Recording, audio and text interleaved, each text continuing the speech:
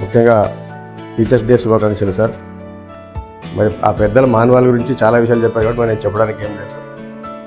ఇక రెండో విషయం వచ్చేసి రిటైర్డ్ అయిన టీచర్స్కు చాలా వాళ్ళని తలుచుకున్నాం మనందరం. ముఖ్యంగా వాళ్ళకి నేను ఇచ్చే సలహా ఏమంటే సార్, మీకు సలహా ఇచ్చేంత పెద్దది కాదు కాబట్టి కొంచెం ఫిజికల్గా నాకు కొంచెం అవగాహన ఉంది కాబట్టి ఫిజికల్ లైఫ్ గురించి. మీరు రిటైర్డ్ అయిన తర్వాత మీ బండి ఆగరాదు సార్. మనం ఒక స్కూటర్ కానీ సైకిల్ కార్ కానీ ఇంట్లో పెట్టేసి అది తుప్పు పట్టిపోతుంది. మన శరీరాలు కూడా అంతే, శరీరాన్ని వాడుతూ ఉండాలి మనం. మీరు టీచర్గా ఉన్నారు కాబట్టి ఉదయం లేస్తేనే స్కూల్కి పోతున్నారు వస్తున్నారు అంటే లైఫ్ పరిగెత్తు ఉంది. మీరు దయచేసి రిటైర్డ్ అయినప్పుడు టీచర్స్ అనే కాదు సార్, ఎవరైనా కూడా రిటైర్డ్ అయిన తర్వాత మీరు ఒక దినచర్య పెట్టుకోవాలి సార్. అంటే పొద్దున్న లేస్తే మీకు పని ఉన్నా లేకున్నా అటు పోవాలి. మీరు గ్రౌండ్కో, రాంజల్ గట్టుకో, చెరువుకో, పొలానికో ఒక పని పెట్టుకోవాలి సార్. బాడీ పని చేస్తూ ఉండాలి. జపాన్లో వచ్చిన పరిశోధన చెప్పిన విషయం ఏమంటే కూర్చొని ఉంటే ఈ మోకాల్లో కండరాలు మాయమవుతాయి సార్. చాలామంది చూస్తారు మీరు 60 ఏళ్ళ తర్వాత మోకాల్లో ఎందుకు వస్తాయి అంటే మోకాళ్ళు వాడడం కాబట్టి ఇంకా శరీరానికి ఒక లక్షణం ఉంటుంది అనమాట. వాడని భాగాన్ని అది అంతం చేస్తుంది. కాబట్టి దయచేసి మీరు పెద్దలు మరి తప్పుంటే క్షమించండి. ఖచ్చితంగా మీరు ఒక దినచర్య పెట్టుకోవాలి సార్. రెండోది వచ్చేసి టెన్షన్ పెట్టుకోరాదు. ఇంక తర్వాత గోల్స్ లేకపోయినా కూడా ఏదో ఒకటి చేసి చూడాలి సార్. దానివల్ల ఏమవుతుందంటే మానసికంగా శారీరకంగా ఆరోగ్యంగా ఉంటాం సార్. రోగాలు వచ్చే శాతం తగ్గుతుంది సార్. ఇది నా సలహా సార్ మీ తరఫున. ఇంకా ముఖ్యమైన విషయం వచ్చేసి జిల్లా కోసం పోరాడుతున్నాం సార్. నేను present actually 2000 TS MPS teacher. నేను 2014లో ఎమ్మెల్యేగా ఆదిన ఎమ్మెల్యే పోటీ చేసిన ఆమాద్ నుంచి 10లో ఇండిపెండెంట్ చేసినాను. 6 జిల్లా ప్రెసిడెంట్గా చేసినాను సార్. 21లో డిఎస్సీ జాబ్ రావడంతో ఈ రాజకీయాలు పక్కన పెట్టి ఎన్జిఓస్ తరఫున అంటే సంఘాల తరఫున సర్వీస్ చేస్తున్నాను.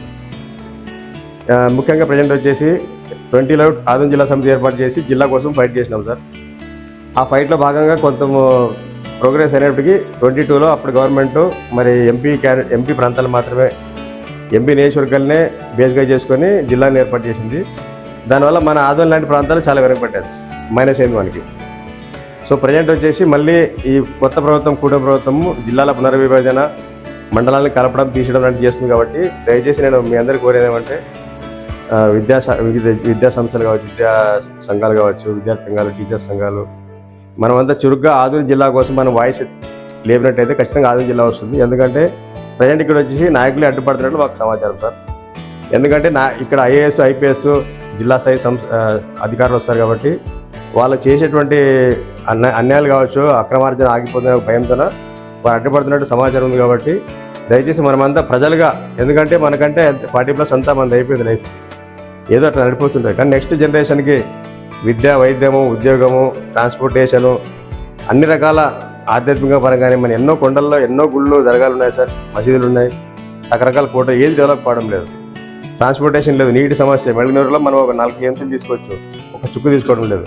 రైతులకు 34,000 ఎకరాల్లో మనం సాగు పంట చేయొచ్చు సార్ నీటిలో, అది చేయడం లేదు. అంటే వీళ్ళకి జస్ట్ నాయకులకి ఏమైందంటే మేము బాగుంటే చాలు, మేము 100,000 కూడా సంపాదించాలి, ఊరు పాటైపోతే మాకేం సమస్య అన్నట్టు.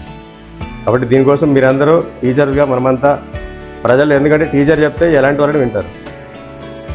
దయచేసి మనవంతుగా ప్రజల్లోకి ఈ జిల్లా ఆవశ్యకతను తీసుకుపోతే ఖచ్చితంగా ఉద్యమం బలపడి మేము ఇంకా ఒక స్ట్రాటజీగా పోతున్నాం సార్. స్టార్టింగ్ చిన్న రౌండ్ టేబుల్ పెట్టినాము ఎన్జిఓస్, టీచర్స్తోన, విద్యా సంఘాలతో.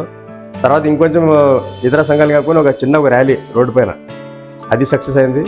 దశల వారీగా స్టెప్ బై స్టెప్ పోతున్నాం సార్. నెక్స్ట్ ఇంకా 1000 మందితో సవాలు కూడా ఉంటాయి. కాబట్టి దీన్ని మీరంతా సహకరించాలని చెప్పి ప్రజలు విద్యను తీసుకోవాలని కోరుకుంటున్నాను. ఇంకా చివరిగా మనకు టీచర్స్గా సార్ చెప్పినట్టు 2019 వరకు అయితే సాఫీగా నడిచిపోయింది టీచర్స్ లైఫ్. తర్వాత ఈ ఆన్లైన్ వర్క్ ఎక్కువ కావడం వల్ల నేను కూడా చూస్తున్నాను, అది మనకు ఎంతసేపు ఉన్నా సెల్ఫీ ఫోటో తీసుకోవడంతో ఆన్లైన్ అటెండెన్స్ దీంతోనే టైం అయిపోయింది. చాలా ఇబ్బంది అనమాట. ప్రజెంట్ గవర్నమెంట్ వచ్చి ఆ టాయిలెట్ ఫోటోలు తీసేసింది, సంతోషం సార్. కాకపోతే ఇంకా అదే పరిస్థితి ఉంది, మొత్తం ఇంకా మనకి సమస్య పరిష్కారం కాలేదు. ఇప్పుడు వస్తున్న ఏదో శుభవార్త ఏమంటే ప్రజెంట్ విద్యాశాఖ మంత్రి నారా లోకేష్ గారు దీనికోసం సిఆర్పీల తరఫున ఈ వర్క్ చేస్తారని ఒక మంచి వార్త వచ్చింది.